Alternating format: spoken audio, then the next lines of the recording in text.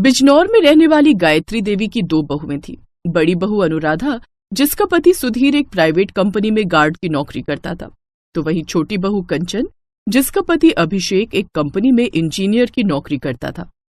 दिसंबर का महीना आ गया था और बाहर तेज कड़कड़ाती ठंड के साथ बर्फ के गोले भी गिर रहे थे। गायत्री अपनी रजाई में बैठी हुई थी। ओहो, इस बार कितनी ठंड पड़ रही है। लगता है ये ठंड बुढ़िया की जान लेकर रहेगी। सुधीर बेटा, तेरे पास पैसे हैं तो मेरे लिए कल दफ्तर से लौटते वक्त हीटर ले आना। लेकिन मैं इस महीने की तनख्वाह तो बच्चों की फीस, राशन और लाला का बकाया देने में चली गई। तू भी ना बस रोता ही रहता है हर वक्त। तुम भी ना कभी भी अपनी गरीबी से ऊपर ही नहीं उठ पाओगे। तभी उसकी छोटी बहू और बेटा भी वहां आ जाते हैं। आप फिक्र मत कीजिए माँ जी, भले ही आपका बड़ा बेटा किसी काम का ना हो, लेकिन आपका छोटा बेटा आपका पूरा ख्याल रखता है। ये देखो, ये आपके लिए क्या लाए हैं, बड़ा वाला रूम हीटर। अब आपको बिल्कुल भी ठंड नहीं लगेगी। मेरे लिए बड़ा वाला हीटर? हाँ माँ, आप हमेशा ठंड में कांपती रहती हैं। कंचन बता रही थी आपने कितनी बार कहा भैया से हीटर लाने के लिए, लेकिन उन्होंने आपकी एक नहीं सुनी। इसीलिए मैं आपके लिए हीटर ले आया। अब जब भी ठंड लगे तो इसे जला लेना। जुग जुग जियो मेरे लाल। इस बड़े वाले से तो मैं कितनी भी उम्मीद कर लूं, लेकिन इसके बस की कुछ नहीं है। एक तू है जो कभी मेरी दवाई, कभी हीटर, तो कभी कुछ न कुछ लाता रहता है। चलो अच्छा है, भगवान ने मेरे छोटे बेटे को खूब तरक्की दी है। आप ऐसा क्यों कह रही हैं माँ जी? जब देवर जी की नौकरी नहीं लगी थी तब तो यही आपके लिए हर चीज लाते थे। आप कहना क्या चाहती हैं जेठानी जी? चलो माना कि तब ये नौकरी नहीं करते थे, लेकिन आज तो ये बड़ी कंपनी में नौकरी करते हैं। मैं कहना तो नहीं चाहती थी, लेकिन ऐसा कहकर ना आपने जता ही दिया कि गरीब लोग कभी भी अपनी औकात दिखाई देते हैं। ये सुनकर जेठ जेठानी को बहुत बुरा लगता है। ऐसा अक्सर होता था जब अमीरी गरीबी की बात उन दोनों में आ जाती थी, और ये ज्यादातर देवरानी ही करती थी, क्योंकि उसका पति अच्छे पैसे जो कमाता था। ऐसे ही दिन गुजरते गए। एक रोज जेठानी की बेटी निधि अपनी माँ से, माँ, मेरे स्कूल में सब बच्चे कह रहे थे कि वो अपने घर में भी अलग से क्रिसमस ट्री लाकर उस पर बहुत सारी टॉफी, गिफ्ट्स लगाएंगे। माँ, मेरा भी मन है अपने घर में क्रिसमस ट्री लाने का। आप भी लाओगी ना माँ?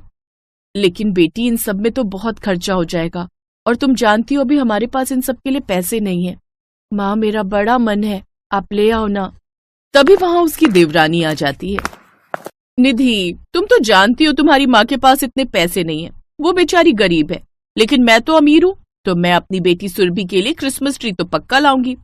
वैसे तुम चाहो तो तुम भी हमारे साथ चल सकती हो, हम कल ही क्रिसमस की शॉपिंग पर जाएंगे। अगले दिन दोनों देवरानी जेठानी अपनी अपनी बेटियों को लेकर बाजार जाती हैं, जहां बहुत ही सुंदर सुंदर क्रिसमस का सामान लगा हुआ था। वाओ माँ, ये सेंटा कैसे हिल रहा है ना? हाँ बेटी, अभी तो और भी चीजें देखनी है, चलो आगे चलते हैं। वो देखो कितनी बड़ी दुकान है। वाओ, ये क्रिसमस ट्री कितना बड़ा है, और इस पर कितने गिफ्ट्स भी हैं। हाँ माँ, मुझे भी यही पसंद है, ये बहुत सुंदर लग रहा है, यही ले लो। क्या प्राइस है इसका? जी पूरे 2000 का। ठीक है, दे दो। अरे जेठानी जी, आप नहीं ले रही? तभी बाहर एक ठेले पर खड़ा लड़का कुछ क्रिसमस ट्री बेच रहा था। जेठानी उसके पास जाती है। ये वाला ट्री कितने का है? जी ये 700 रुपए का है। 700? इस पर इतनी सजावट की है, गिफ्ट्स लगे, तो इतना महंगा तो होगा ही। माँ, ले लो ना ये वाला, ये ठीक है। नहीं बेटी, हम इतना महंगा नहीं ले सकते। अच्छा, ये छोटा वाला कितने का है? जी ये सिर्फ 200 रुपए का है। तभी देवरानी कहती है, क्या इतना महंगा? इतना सा ट्री और इतना महंगा लगा रहे हो, वो भी इस ठेले पर? नहीं नहीं, इसके 100 ही मिलेंगे। ये लो, रखो अपने 100 रुपए, और इधर लाओ ये ट्री। नहीं आंटी, ऐसा मत कीजिए, मुझे तो कुछ भी बचत नहीं होगी। इतनी मेहनत से मैंने ये ट्री बनाया है। कहा ना इतने पैसे ठीक है। चलो जेठानी जी, अब यहाँ से। ये तुम क्या कर रही हो कंचन? इस तरह किसी गरीब को लूटना अच्छी बात नहीं। क्या ठीक है क्या नहीं, ये आप मुझे मत सिखाइए। अच्छे से जानते हो इन ठेले वालों को, बेकार में भाव चढ़ाकर बात करते हैं। माफ करना बेटा, लेकिन अभी मेरे पास पैसे नहीं है, मैं बाकी के पैसे बाद में तुम्हें दे दूंगी। माँ, ये तो कितना छोटा है। निधि, छोटा बड़ा कुछ नहीं होता, और जिसकी जितनी चादर होती है उसे उतने ही पैर पसारने चाहिए। फिर वो सभी अपना अपना क्रिसमस ट्री लेकर घर आ जाते हैं। सुरभि जहाँ बड़ी खुश थी क्योंकि उसके पास बड़ा सा क्रिसमस ट्री था, तो वहीं बेचारी नेहा अपने उस छोटे से क्रिसमस ट्री से ही खुश थी। शाम को, माँ, कल क्रिसमस है ना, तो सेंटा आएंगे और हम सबको गिफ्ट देकर जाएंगे, ये बड़ा मजा आएगा। गरीब बहू के मन में अभी भी उस लड़के के लिए बुरा फील हो रहा था। घर आकर वो अपने पास रखे कुछ बचत के पैसों से 100 रुपए निकालती है और फिर से किसी बहाने से बाजार जाकर उस बच्चे को देने जाती है। ये लो बेटा, ये तुम्हारी मेहनत के 100 रुपए, उस क्रिसमस ट्री के पैसे। आपका बहुत बहुत शुक्रिया आंटी। क्या तुम क्रिसमस डे नहीं मनाओगे? नहीं आंटी, हम गरीबों के पास खाने के लिए पैसे नहीं होते, फिर हम ये सब कैसे। अच्छा कोई बात नहीं, कल तुम भी क्रिसमस मनाओगे, कल तुम हमारे घर आ जाना। अगले दिन देवरानी घर में बड़ी सी क्रिसमस डे की पार्टी रखती है। कंचन ने बहुत बड़ा केक भी मंगवाया था, तो वही बेचारी गरीब बहू अपनी बेटी के साथ उस छोटे से क्रिसमस ट्री को सजाती है और घर पर ही एक छोटा सा केक बनाती है। लेकिन अपनी चाची के बड़े से क्रिसमस ट्री के सामने अपने छोटे से क्रिसमस ट्री को देखकर नेहा कहती है, माँ चाची का क्रिसमस ट्री देखो कितना बड़ा है, हमारा तो कितना छोटा सा है। यही चाहिए मुझे ये ट्री, मुझे भी उतना बड़ा ही चाहिए। बेटी तू मेरी मजबूरी समझ क्यों नहीं रही? जहाँ देवरानी मजे से अपनी बेटी और पति सास के साथ पार्टी एंजॉय कर रही थी, तो वहीं नेहा मुंह फुलाए बैठी थी। तभी जेठानी को एक आइडिया आता है। वो आंगन में लगे अपने बड़े से पेड़ को देखती है, फिर उस पर लाइट्स लगाकर उसको अच्छे से डेकोरेट करती है और साथ ही उस पर टॉफियां लाकर टांग देती है, जिसे देख नेहा बहुत खुश होती है। वाह माँ, ये कितना बड़ा और सुंदर लग रहा है, उस चाची के क्रिसमस ट्री से भी बहुत ज्यादा अच्छा। तभी वहां वो लड़का भी आ जाता है। आओ बेटा, हम सब साथ में मिलकर क्रिसमस मनाएंगे। नेहा बेटी, असली त्योहार तो अपने से भी नीचे के लोगों को खुशी देने में है। अगर हम दूसरों की मदद करेंगे तो ही सेंटा हमसे खुश रह पाएंगे। पैसा ही सब कुछ नहीं होता, थोड़े से पैसे का भी अगर सही इस्तेमाल किया जाए तो उससे किसी को खुशी मिलती है। तो इसका मतलब उन पैसों का सही इस्तेमाल हो गया। उस गरीब बहू की बात सुन देवरानी और सास को भी अपनी गलती का एहसास हो जाता है और अब वो भी अपनी जेठानी से उस बात की माफी मांगते हैं। फिर वो सभी मिलकर खुशी खुशी क्रिसमस मनाते हैं। उस दिन के बाद वो कभी अपनी जेठानी को अपनी अमीरी का घमंड नहीं दिखाती।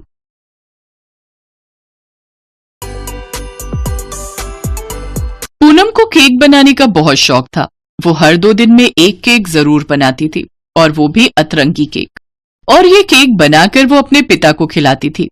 ये लो पापा, केक खाओ और बताओ कैसा बना है। क्या बेटी, तू क्यों ये सब बनाती रहती है? कभी केक के अलावा भी कुछ बनाया कर। मुझे और कुछ बनाना नहीं आता है पापा। तो सीख ना, ससुराल जाके क्या सिर्फ केक बनाएगी? हाँ पापा, मैं सिर्फ केक ही बनाऊंगी, जिसे खाना होगा वो खाएगा, नहीं तो भूखा रहेगा। पूनम खासकर चॉकलेट केक बनाने में माहिर थी। घर में जब भी कोई मेहमान आता था, पूनम उसे चॉकलेट केक बनाकर खिलाती थी और वो मेहमान खुश हो जाता था। वाह पूनम बेटी, तुमने तो बहुत अच्छा केक बनाया है। Thank you uncle. ऐसे ही पूनम केक बनाने में माहिर बन रही थी और उसके पिता उसकी शादी के लिए लड़का ढूंढ रहे थे। पूनम खूबसूरत थी, इसीलिए हरिहर को ज्यादा तकलीफ उठाने की जरूरत नहीं पड़ी। कुछ ही दिनों के अंदर पूनम की शादी फिक्स्ड हो गई। लड़के का नाम आकाश था और वो बहुत समझदार लड़का था। पूनम ने शादी से पहले आकाश से कहा, आकाश, मैं एक बात पहले ही बता दे रही हूँ, मैं सिर्फ केक बना सकती हूँ, उसके अलावा मुझे और कुछ बनाना नहीं आता है। क्या फिर भी तुम मुझसे शादी करोगे? हाँ पूनम, मैं तुमसे सिर्फ खाना बनवाने के लिए थोड़ी शादी कर रहा हूँ। तुम तो मुझे पसंद हो और खाना तो भाभी भी बना लेती हैं। तुम घर के दूसरे काम में हाथ बटा देना। ठीक है, वो तो मैं कर ही सकती हूँ। और इसी तरह पूनम की शादी हो गई। वो ससुराल चली गई। उसके ससुराल में सभी बहुत अच्छे थे। उसकी सास बिमला और ननद टीना ने पूनम को आते ही बहुत प्यार दिया, लेकिन उसकी जेठानी शकुंतला एक बार भी उससे मिलने नहीं आई। पूनम, तुम्हें कोई तकलीफ तो नहीं हो रही है ना? सभी तुमसे अच्छे से पेश आ रहे हैं ना? हाँ वो तो आ रहे हैं, लेकिन दीदी एक बार भी मुझसे मिलने नहीं आई। उनकी तबीयत खराब है क्या? नहीं नहीं, उनका दिमाग खराब है। मतलब? मतलब भाभी थोड़ी घमंडी टाइप की है। वो इस शादी से बिल्कुल खुश नहीं है। लेकिन क्यों? अरे तुम इतनी सुंदर जो, इसीलिए भाभी को जलन हो रही है। इस घर में उनसे ज्यादा सुंदर बहू जो आ गई है। अच्छा, तो ये बात है। अगले दिन शकुंतला पूनम से मिलने आई और आते ही उसे ताने मारने लगी। अरे वाह छोटी, आते ही घर के लोगों को अपने चंगुल में फंसा लिया है, बहुत अच्छी। नहीं दीदी, ऐसी कोई बात नहीं है। अरे चुप रहो, मुझे सब पता है। वैसे खाना वाना बना लेती हो ना? वो मतलब मुझे सिर्फ केक बनाना आता है। सिर्फ केक? ठीक है, जाओ जाओ, सुबह सुबह नाश्ते में कुछ बना कर लाओ। लेकिन क्या बनाऊं, मुझे तो और कुछ। तुम बात बहुत ज्यादा करती हो, जो आता है वही बनाओ। पूनम चुपचाप रसोई में चली गई और चॉकलेट केक बनाने लगी। ये पूनम की बच्ची सुबह सुबह नाश्ते में केक बनाकर लाएगी और उसे सासू माँ की डांट पड़ेगी। बहुत मजा आएगा। पूनम ने मैदे में लिक्विड चॉकलेट, चॉकलेट एसेंस, अंडा डालकर उसे अच्छी तरह से मिलाकर ओवन में बेक होने के लिए डाल दिया। चॉकलेट केक की खुशबू से सभी खाने की टेबल पर चले आए। अरे वाह, नई भाभी तो चॉकलेट केक बना रही है, आज तो बहुत मजा आएगा। अरे वाह छोटी बहू, चॉकलेट केक तो बहुत अच्छा बना है, न ज्यादा मीठा न ज्यादा कड़वा, एकदम प्रोफेशनल। थैंक यू माँ जी। ये सुनकर शकुंतला के होश उड़ गए। उसने कहा, लेकिन माँ जी, सुबह सुबह चॉकलेट केक कौन खाता है? शकुंतला का पति अनिल इतनी देर से चुपचाप केक खा रहा था। उसने कहा, क्यों, हम खाते हैं। क्वालिटी केक तो कभी भी खाया जा सकता है, क्यों? आप चुप रहिए, केक खाने का बड़ा शौक है ना, बाद में बताती हूँ। ये सुनकर बाकी सब चुपके से हंसने लगे। शकुंतला को बस किसी भी तरह पूनम को नीचा दिखाना था। माँ जी, पूनम को केक के सिवाय और कुछ बनाना नहीं आता, हर रोज खाना कौन बनाएगा फिर? क्यों, तुम बनाओगी ना, तुम भी तो इस घर की बहू हो। तुम खाना बनाओगी, छोटी बहू बाकी के काम में मदद करेगी। वैसे भी वो छोटी है तुमसे, इस घर में नई है, उसे थोड़ा टाइम तो दो। शकुंतला की चाल उल्टी पड़ गई, लेकिन उसने हार नहीं मानी। एक के बाद एक तरीका निकालने लगी जिससे पूनम परिवार के सामने बदनाम हो जाए और उसे डांट पड़े। लेकिन पूनम हर बार कोई न कोई तरकीब से बच जाने लगी। पूनम दिल की साफ थी, इसीलिए सब लोग उसे पसंद करने लगे और शकुंतला के दिल में पाप भरा हुआ था। उसे बस एक मौके की तलाश थी और वो मौका उसे मिल ही गया। अनिल और आकाश एक ही कंपनी में काम करते थे और उस कंपनी का मालिक क्रिश्चियन था। आकाश और अनिल ने उन्हें क्रिसमस पर अपने घर में बुला लिया। आकाश ने घर लौटकर पूनम से कहा, पूनम, क्रिसमस में बॉस आ रहे हैं, तुम वो स्पेशल चॉकलेट केक बनाना, वो खुश हो जाएंगे तो हमारा प्रमोशन हो जाएगा। ठीक है जी, आप चिंता मत कीजिए। क्रिसमस का दिन आ गया और पूनम चॉकलेट केक बनाने में लग गई।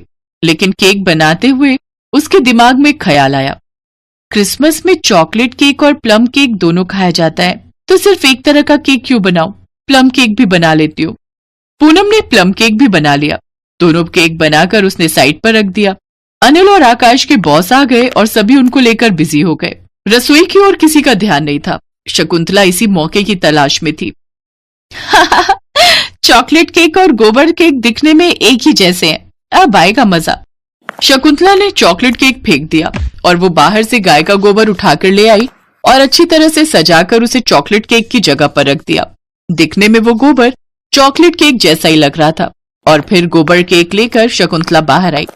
सर, आपको ये चॉकलेट केक खाना ही होगा, हमारी नई बहू रानी बहुत अच्छा चॉकलेट केक बनाती है। आज उसने सिर्फ आपके लिए बनाया है, सिर्फ आपके लिए। वो सब तो ठीक है, लेकिन लेकिन कुछ नहीं सर, आपको ये खाना ही होगा। नहीं नहीं, मैं ये नहीं खा सकता, मुझे चॉकलेट से एलर्जी है। मुझे प्लम केक पसंद है। Plum cake? मैंने तो वो भी बनाया है, मैं प्लम केक लाती हूँ। पूनम प्लम केक लाई। बॉस ने प्लम केक खाया और कहा, अरे वाह, इसे कहते हैं केक। वाओ, मजा आ गया। शकुंतला जी, आप तो चॉकलेट केक की बहुत तारीफ कर रही थी, खाइए ना। नहीं। अरे खाइए खाइए। हाँ बड़ी भाभी, खाइए ना, रुकिए मैं खिला देती हूँ। टीना ने चम्मच से गोबर केक उठाया और शकुंतला के मुंह में ठूंस दिया।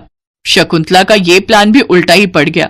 उस रात वो सो नहीं पाई और उसके बाद से उसने पूनम का पीछा छोड़ दिया। गोबर केक ने शकुंतला को सबक सिखा दिया और पूनम ससुराल में खुशी खुशी रहने लगी।